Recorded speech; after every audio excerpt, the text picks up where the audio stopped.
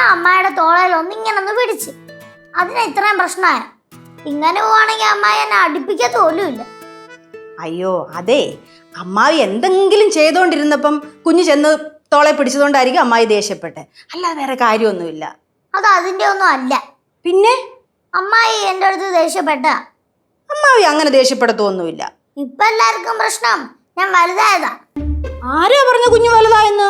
കുഞ്ഞു ഞങ്ങളുടെ കുഞ്ഞല്ലേ, ചക്കുടു വാവയല്ലേ ഇപ്പോഴും.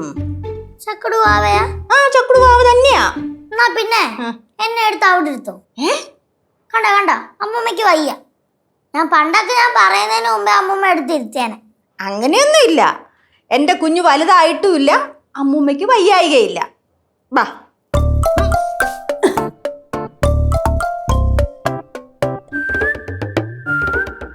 അയ്യേ എന്തോന്നപ്പാ, അരടുത്തൊക്കെ താഴെ ഇടും.